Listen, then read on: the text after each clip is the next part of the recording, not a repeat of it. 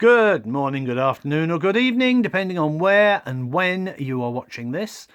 This is just a little introduction. I recorded a couple of videos a week or so ago.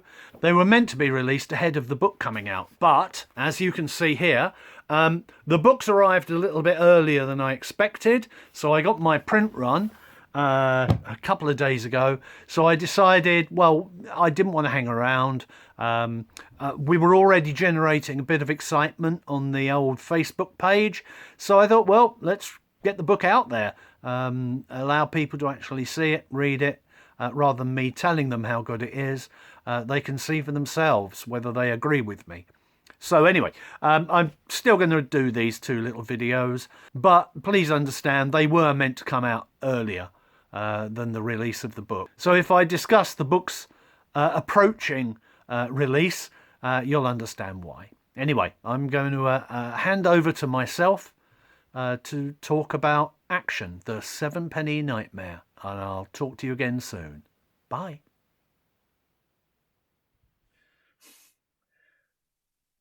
Hi, we're going to do this slightly differently from normal. Normally, when I've got a new book out, it's all about the book. But this little video is actually all about me, my second favourite subject. So, how did I come to read Action? Anyone who's watched this channel or who has read Bear Alley for the last, Lord knows, 17 years, I think it's been running 16, 17 years, will know that I was a reader of Valiant. Now, I discovered Valiant at the home of a friend who lived up the road from me when I was at primary school. I think I was 7 or 8, and his brother had some copies of Valiant. So I was looking through these, and uh, I distinctly remember the Steel Claw. And there were other great strips in there. And so I very quickly turned 7 pence of my pocket money into a weekly copy of Valiant. That would have been in 1969. So, yeah, I was 7. I read Valiant for about 5 years. It merged with a couple of papers, brought in strips that I wasn't that interested in, especially when it merged with Lion, because by then my favourite strips had all disappeared. We'd lost the Steel Claw, we'd lost the Wild Wonders, we'd lost House of Dolman and things like that. And they've been replaced with strips that I wasn't that bothered by. So I was kind of looking for a way out of buying Valiant, and along came Speed and Power. Speed and Power was about cars and planes and railways, and just all the kind of thing that got me quite excited. The thing that really got me was the science fiction stories that they ran. They were running reprints of old Arthur C. Clarke stories. And so I really got into these, and they were wonderfully illustrated. And so there I was reading Speed and Power. So I kind of I gave up reading Valiant in 74, I think. I didn't give up comics entirely. There was always a comic. So I think I was buying, at that point, I was buying Top Secret Picture Library with the Adventures of John Havoc, which were great little thrillers. They really need to be resuscitated, revamped, refound, rediscovered. I absolutely loved them. I haven't, mind you, I haven't read them for years, so I might not find them quite so good now. But certainly when I was, so this would be, they started in 74, so I was 12.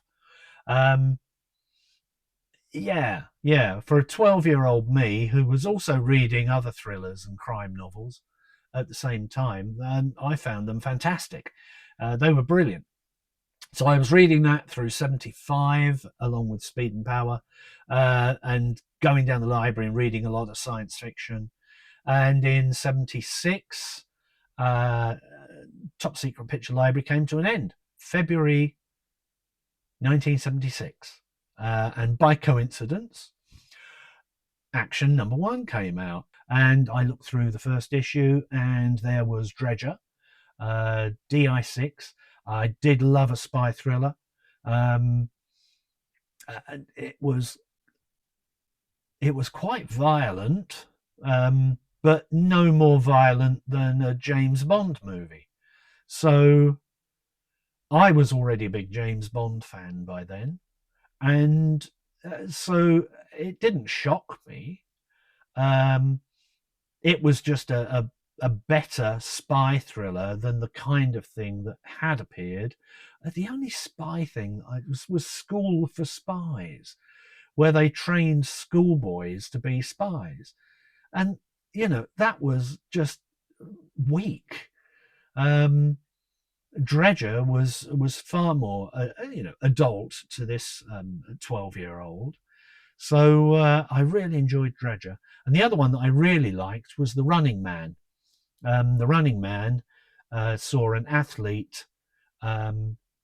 He was kidnapped because he facially he resembled a mafia don's son. So what they did is that the mafia don's son had killed some cops and was being sought by the police forces of the USA, and they made some adjustments to this guy's face. He was not aware what was going on. He'd been involved in there had been an explosion, and he'd been injured and woken up in hospital. So when he wakes up and takes off the bandages, he's got somebody else's face.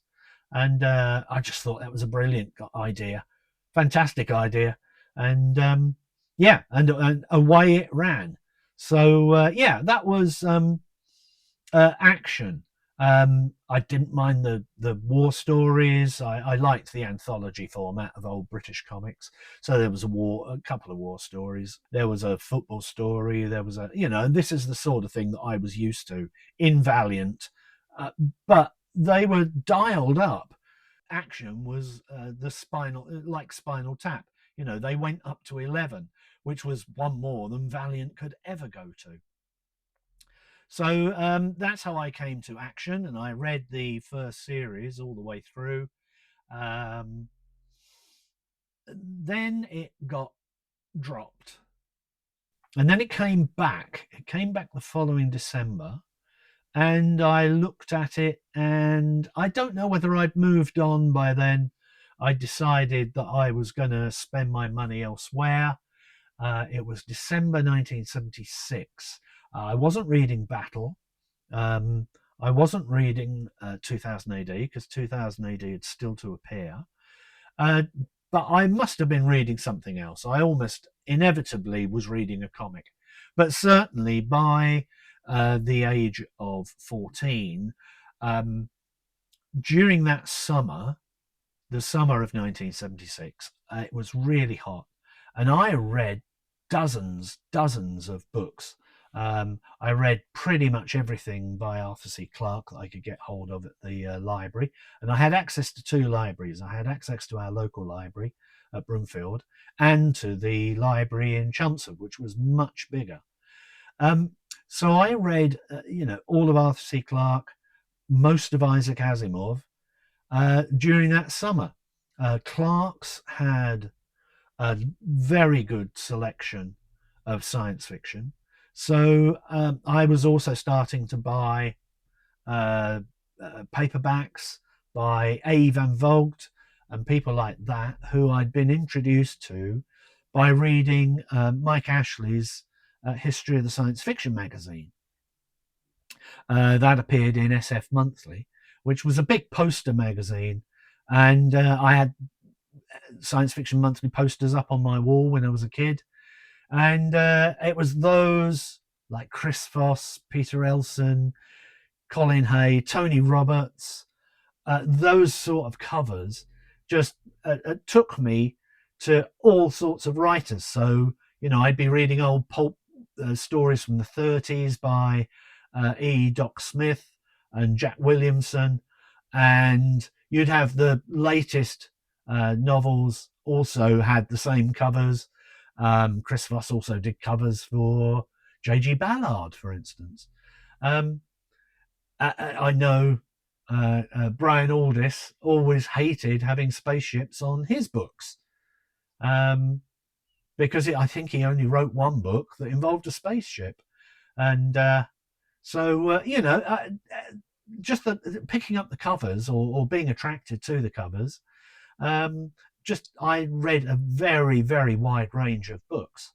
And I think that was where I kind of gave up reading comics. I did read 2000 AD. I didn't start from the beginning. I caught up with it a little way in. Perhaps Star-Lord. I read Star-Lord, and that took me back into 2000 AD. So yeah.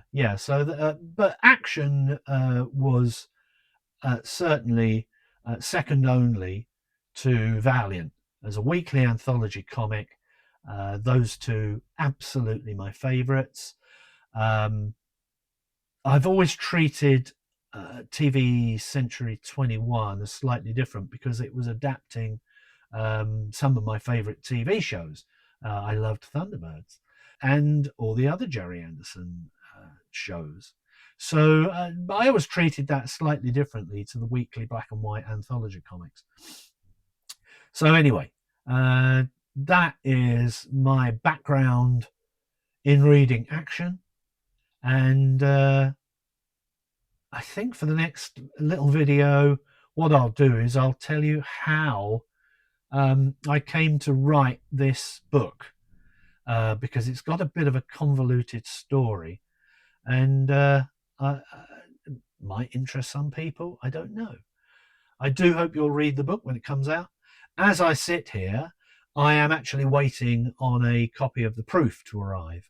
I was hoping that I would be interrupted by the delivery and I could do what BookTube calls an unboxing. But no such joy. Maybe I'll tack something on at the end. I don't know. Or maybe this will stand on its own, just as a little introduction. And next time, as I said, we'll take a look at the writing of the book, and you'll definitely get to see a copy when I do that. Anyway, thank you very much for listening. Always appreciated. What do they say? Oh, yeah, like and subscribe to this little channel. I only tend to put out videos when I've got a book coming out, so you won't be flooded with idiocy from me. I will have another video up fairly shortly. All right, thank you very much. Good evening, good morning, good night, wherever you're turning this off from. All right, okay, bye.